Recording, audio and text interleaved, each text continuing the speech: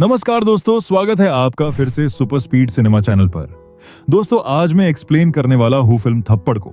ये कहानी हर वो महिला रिलेट कर पाएगी जिसकी लाइफ में डोमेस्टिक वायलेंस हुआ हो, जिसके पति ने उन पर बेवजह हाथ उठाया हो, और इसके बाद कहानी की मैन कैरेक्टर क्या करती है वो देखकर आप भी हिल जाओगे। ये फिल्म फिलहाल आपको अमेजन प्राइम वीडियो पर देखने को मिल जाएगी। इस फिल्म को IMDb पर 7.2 की शानदार रेटिंग मिली है। फिल्म को अंत तक देखना दोस्तों, एंडिंग आपको बहुत कुछ सिखा के जाएगी। तो चलिए बिना और देरी किए वीडियो शुरू करते हैं। फिल्म की शुरुआत होती है विक्रम सभरवाल से, जो अपने करियर के सबसे बड़े मौके के लिए तैयारी कर रहा है। कल होने वाली एक अहम मीटिंग का प्रेजेंटेशन। अगर सब ठीक रहा तो उसे कंपनी की लंदन ब्रांच में एक ऊंचे पद पर ट्रांसफर मिलने वाला है। उसके साथ उसका दोस्त सुबोध भी बैठकर तैयारी में मदद कर रहा है। उधर उसकी पत्नी अमृता सुबह से ही उसके हर छोटे बड़े काम का ध्यान रख रही है। फाइलें चेक करना, नोट्स तैयार करना और घर के बाकी काम भी। शादी के बाद उसने अपनी हर पसंद, हर सपना पीछे छोड़ दिया था ताकि विक्रम की जिंदगी आसान और खुशहाल रहे। अगले दिन अमृता हमेशा की तरह विक्रम से पहले उठ जाती है। घर का सारा काम निपटाने के बाद वो बालकनी में कुछ पल खुद के साथ बिताती है। वहीं हम उसकी पड़ोसी शिवानी से मिलते हैं। शिवानी एक खुशमिजाज और सशक्त महिला जो अपनी छोटी बेटी सानिया के साथ रहती है। शिवानी का अपने पति से तलाक हो चुका है, लेकिन उसने अकेले भी जिंदगी को मुस्कुराकर जीना सीखा है। इसके बाद हम अमृता की सास सुलक्षणा को देखते हैं, जो विक्रम के साथ ही रहती हैं। उनका अपने पति से संबंध अच्छे नहीं है, इसलिए दोनों अलग रहते हैं। अमृता चाय लेकर विक्रम को जगाती है और वो तैयार होने लगता है। तभी घर की नौकरानी सुनीता आती है और बताती है कि पिछली रात उसका अपने पति से झगड़ा हुआ और उसने गुस्से में उसे बाहर ही बंद कर दिया। सुनीता का पति शराब पीकर अक्सर उसे मारता पीटता है और यही उसकी जिंदगी बन चुकी थी। विक्रम प्रेजेंटेशन की तैयारी करके ऑफिस चला जाता है और घर का काम निपटाकर अमृता शिवानी की बेटी सानिया को डांस सिखाती है। अमृता को डांस बहुत पसंद है, लेकिन शादी के बाद उसने ये शौक भी छोड़ दिया था। कुछ देर बाद अमृता अपने मम्मी पापा के घर जाती है। वहां उसका भाई करण और उसकी मंगेतर स्वाति भी आते हैं और घर में हंसी मजाक का माहौल बन जाता है। दूसरी तरफ विक्रम अपने पिताजी के पास जाता है और खाना खाते हुए बिजनेस के बारे में बातें करता है। अगला दिन आता है और दिनचर्या वैसे ही दोहराई जाती है। अमृता सुबह से घर संभालती है, विक्रम ऑफिस के लिए निकल जाता है। इस बार विक्रम का प्रेजेंटेशन सफल रहता है। कंपनी को बहुत पसंद आता है और उसे प्रमोशन मिल जाता है। खुश होकर वो अमृता को बताता है कि रात में एक बड़ी पार्टी रखी जाएगी। शाम होते ही घर में शानदार पार्टी का माहौल होता है। मेहमान, म्यूजिक, डांस, हंसी, सब कुछ परफेक्ट लगता है। लेकिन तभी विक्रम को अपने बॉस का फोन आता है। खबर बुरी होती है। विक्रम को लंदन ट्रांसफर नहीं मिलता, बल्कि वो किसी और को मिल गया है और अब उसे यहीं रहकर काम करना होगा। विक्रम का मूड तुरंत खराब हो जाता है। गुस्से में वो एक और सीनियर राजहंस के पास जाकर इस फैसले के लिए उसे दोष देने लगता है। दोनों में बहस तेज हो जाती है। अमृता माहौल संभालने के लिए बीच में आती है। वो विक्रम का हाथ पकड़कर उसे शांत करने की कोशिश करती है और अंदर ले जाने लगती है, लेकिन गुस्से में बेकाबू विक्रम सबके सामने अमृता को एक जोरदार थप्पड़ मार देता है। कमरे की हवा जैसे रुक जाती है। अमृता की आंखों में हैरानी और दर्द साफ दिख रहा होता है। उसने कभी सोचा भी नहीं था कि विक्रम ऐसा कर सकता है। वहां मौजूद हर कोई शॉक्ड रह जाता है। पार्टी खत्म होने के बाद करण और स्वाति अमृता के माता पिता के साथ घर लौटते हैं। रास्ते में करण अपनी बहन को पड़े थप्पड़ की बात करने की बजाय विक्रम के प्रमोशन रुकने पर चर्चा करता है। उधर सुनीता अपने पति से कहती है, मुझे लगता था सिर्फ तुम ही मुझे मारते हो, लेकिन अब तो समझ आ गया कि हर घर में यही होता है। उसका पति जवाब में उसे एक और थप्पड़ जड़ देता है। अब कहानी में आती है नेत्रा जयसिंह, एक सफल वकील जो अपने पत्रकार पति रोहित के साथ कार में सफर कर रही है। रोहित उसे ताना देता है कि वो आज जो कुछ भी है वो उसके अपने और अपने पिताजी के नाम की वजह से है और इसके लिए उसे शुक्रगुजार होना चाहिए। नेत्रा अपनी जिंदगी में चाहे जितनी मेहनत करती, उसका पति रोहित हमेशा उसके हर अचीवमेंट का क्रेडिट खुद को ही देता था। उसे लगता था कि नेत्रा की पहचान सिर्फ उसकी वजह से है। इस तरीके का रवैया और रोहित का अपने करियर में इतना व्यस्त रहना कि नेत्रा को समय न देना, ये दोनों चीजें मिलकर उनके रिश्ते में एक खालीपन ला चुके थे। अगली सुबह अमृता फिर से जल्दी उठती है, लेकिन इस बार उसके चेहरे की वह पुरानी चमक गायब है। मन भारी है, पर घर का काम तो करना ही है, इसलिए वह चुपचाप सब करती जाती है। उसे उम्मीद होती है कि विक्रम कल रात की घटना के लिए माफी मांगेगा, लेकिन जब विक्रम आता है तो माफी तो दूर की बात, वो तो अपने प्रमोशन न मिलने का दुख सुनाने लगता है, मानो कल रात का थप्पड़ कोई मायने ही नहीं रखता। विक्रम कहता है, कल मैं बस गुस्से में था, वो गुस्सा तुम पर उतर गया। अमृता और टूट जाती है, क्योंकि विक्रम को यह समझ ही नहीं आया कि उसने क्या किया है और उसका असर क्या हुआ है। उसके लिए सब नॉर्मल है। उधर अमृता के माता पिता भी चिंतित हैं, लेकिन उनसे भी ज्यादा चर्चा प्रमोशन और बस एक थप्पड़ के इर्द गिर्द ही घूमती है। कोई भी सीधे यह नहीं पूछता कि अमृता किस दर्द से गुजर रही है। एक दिन सबके चले जाने के बाद अमृता कमरे का दरवाजा बंद करके फूट फूट कर रोती है, जैसे अंदर का सारा दर्द और घुटन आंसुओं में बहाना चाहती हो। रात को विक्रम घर आता है और देखता है कि अमृता सामान पैक करके बैठी है। पूछने पर वह बताती है कि वह अपने मायके जा रही है और नहीं जानती कब लौटेगी। विक्रम इस मौके पर भी गंभीरता से बात करने के बजाय ऐसे पेश आता है मानो अमृता ही मुद्दे को बेवजह बड़ा बना रही हो। अमृता अपने मायके पहुंचती है। मां नाराजगी में पूछती हैं, इतनी छोटी सी बात पर घर छोड़ने की क्या जरूरत थी? लेकिन पिता उसे गले लगाकर कहते हैं कि बेटी को अपने घर आने के लिए किसी वजह की जरूरत नहीं होती। अब विक्रम को घर के सारे काम खुद करने पड़ते हैं, जबकि अमृता अपने परिवार के साथ समय बिताकर खुद को संभालने की कोशिश करती है। कुछ दिन बाद विक्रम अमृता को लेने आता है। अमृता कहती है कि उसे अभी और समय चाहिए। विक्रम नाराज होकर कहता है, मैंने बस एक गलती की थी, गुस्से में था। तुम मुझे समझ क्यों नहीं रही हो? अमृता जवाब देती है, मैं तुम्हें समझ सकती हूं, लेकिन मुझे कौन समझेगा? दोनों में फिर बहस होती है और विक्रम गुस्से में लौट जाता है।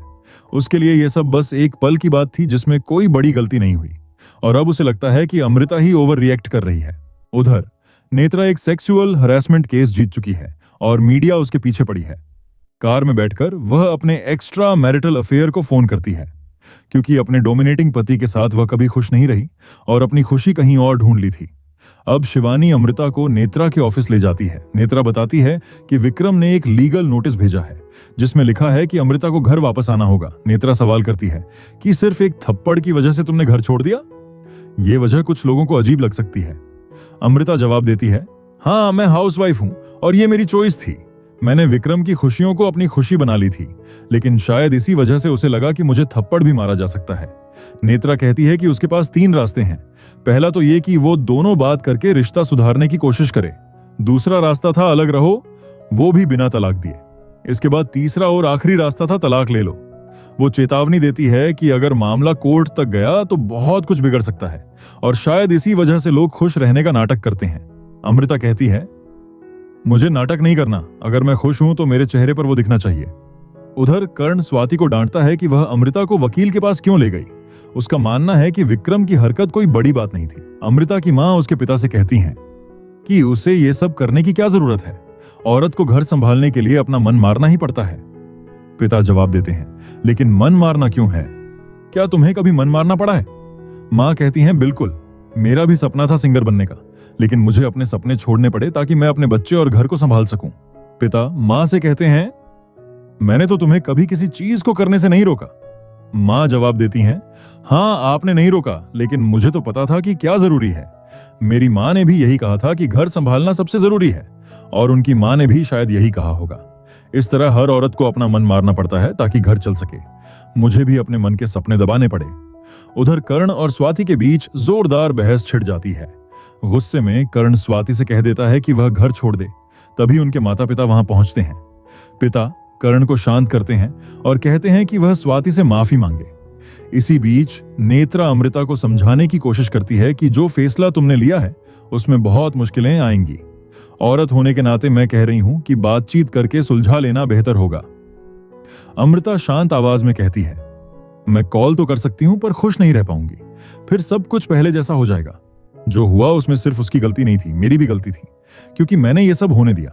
इसमें थोड़ी गलती मेरी मां की भी है, जिन्होंने मुझे सिखाया कि कैसे चुप रहना है, कैसे सब सहते हुए हंसना है। लेकिन अब ये नहीं चलेगा, बदलाव आएगा। अब वकील प्रमोद बताते हैं कि अभी सिर्फ एक डिपॉजिट नोटिस भेजा गया है, उसमें घरेलू हिंसा का कोई जिक्र नहीं है। वह विक्रम को भी सलाह देते हैं कि अगर मामला कोर्ट तक गया तो बातें उलझ सकती हैं, इसलिए बातचीत से हल निकालना ही बेहतर है। इसी दौरान विक्रम की मां की तबीयत अचानक बिगड़ जाती है। डॉक्टर कहते हैं कि अगर अमृता ने कॉल करने में थोड़ी भी देर कर दी होती तो शायद वह कोमा में चली जाती। फिर नेत्रा कहती है कि अब वे एक और नोटिस भेजेंगे, जिसमें अमृता को विक्रम की प्रॉपर्टी का 50% हिस्सा दिलाने की मांग होगी।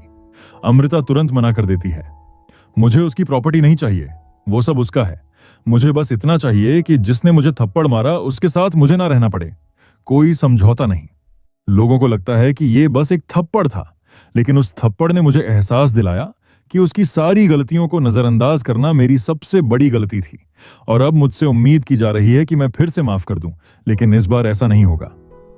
कुछ दिनों बाद विक्रम अमृता को एक नोटिस भेजता है जिसमें झूठे आरोप होते हैं कि वह सिर्फ इसीलिए तलाक चाहती है क्योंकि उसका लंदन ट्रांसफर रुक गया और थप्पड़ बस एक बहाना है।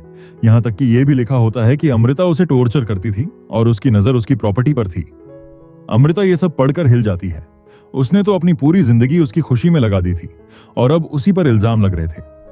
नेत्रा उसे समझाती है कि ऐसे मामलों में अक्सर सीधा खेलना काम नहीं आता, लेकिन अमृता कहती है कि मैं उसके जैसा गलत नहीं बोलूंगी, सीधी लड़ाई लड़ूंगी, चाहे जो भी हो। इसी बीच विक्रम का दोस्त सुबोध उसे बताता है कि अगर वह हंसराज से ठीक से बात करे तो उसका प्रमोशन हो सकता है। दूसरी तरफ अमृता अपना प्रेगनेंसी टेस्ट करती है और वह पॉजिटिव आता है। वह तुरंत विक्रम को बताती है। यह सुनकर विक्रम खुश हो जाता है और कहता है, तुम घर लौट आओ ताकि हमारा बच्चा खुशी से रह सके। लेकिन अमृता साफ कह देती है, हम अलग रहेंगे। हाँ, बच्चा हम दोनों का है, लेकिन सब वैसा ही चलेगा जैसे अब चल रहा है।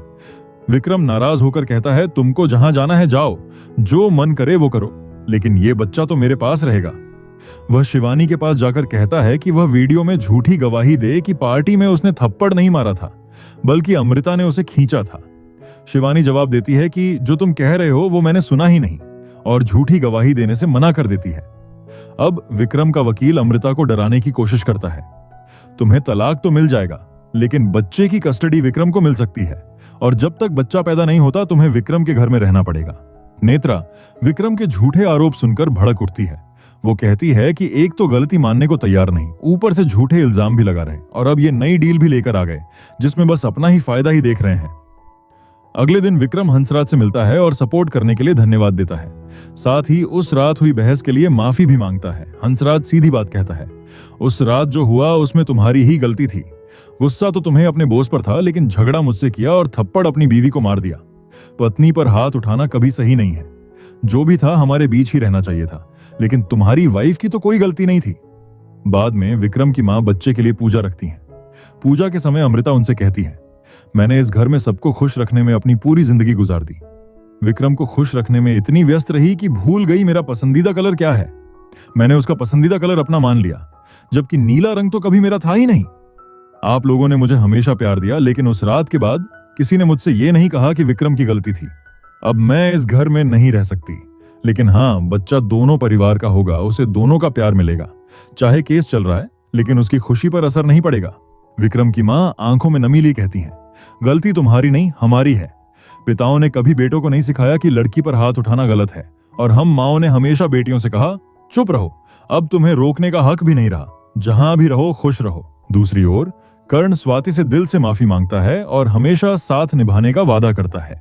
नेत्रा अपने पति को छोड़ने का फैसला करती है और अपने एक्स्ट्रा मैरिटल अफेयर वाले को भी फोन कर देती है। वो उससे कहती है कि मैं नई शुरुआत करने जा रही हूं, अब तुम्हारे साथ नहीं रह सकती। सुनीता का पति उस पर हाथ उठाता है। इस बार सुनीता चाकू उठा लेती है। वो चाकू देकर कहती है, अगर मारना ही है तो एक बार में मार दो।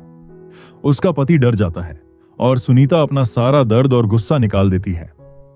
शिवानी की बेटी सानिया कहती है, आपको शादी की जरूरत नहीं, आप वैसे ही खुश रह सकती हैं। अमृता के थप्पड़ वाले कांड ने आसपास के कई लोगों की सोच बदल दी। जिस पर जुल्म हो रहा था उसने बगावत कर दी। जो गलत का साथ दे रहा था उसे अपनी गलती का एहसास हो गया, और किसी ने सीखा कि अकेले रहना भी ठीक हो सकता है। कुछ समय बाद अमृता और विक्रम दोनों परिवारों के साथ मिलते हैं। विक्रम अमृता से थोड़ी देर अकेले बात करता है। विक्रम कहता है, अब मुझे समझ आ गया, मैंने गलती की थी। तुम्हें थप्पड़ मारना मेरा हक नहीं था। मैंने लंदन का सपना छोड़ दिया है, अब फिर से जीरो से शुरुआत करूंगा। दोनों डिवोर्स पेपर पर साइन करते हैं। दोनों अपनी कारों में बैठते हैं, अलग अलग रास्तों पर निकलते हुए। आंखों में आंसू हैं, दर्द है, साथ ही एक अजीब सी तड़प भी है। अब वे दोनों अपने अपने रास्ते पर हैं। कभी एक दूसरे का साथ छोड़ना नहीं चाहते थे, लेकिन अब साथ रहना भी मुमकिन नहीं था। इसी के साथ ये मूवी यहीं पर एंड हो जाती है। तो दोस्तों, देखा आपने कैसे एक थप्पड़ किसी की जिंदगी में कितना बड़ा भूचाल ला सकता है। आपके हिसाब से अमृता ने जो किया, क्या वो सही था या फिर गलत? आप मुझे अपनी राय कमेंट बॉक्स में जरूर बताएं। मैं भी तो देखूं अपनी जनता के क्या विचार है इस पर। बाकी अगर आपको मेरा एक्सप्लेनेशन पसंद आया हो तो वीडियो को लाइक और चैनल को सब्सक्राइब करना ना भूलें। मैं आपके लिए ऐसे ही और भी मूवीज के वीडियोस लेकर आता रहूंगा। मुझे बस इस चैनल पर आपके प्यार और सपोर्ट की जरूरत है। तो दोस्तों, मिलते हैं जल्द ही ऐसे ही किसी और कहानी के साथ। तब तक के लिए आपका बहुत बहुत शुक्रिया जो आपने यहाँ तक वीडियो देखा।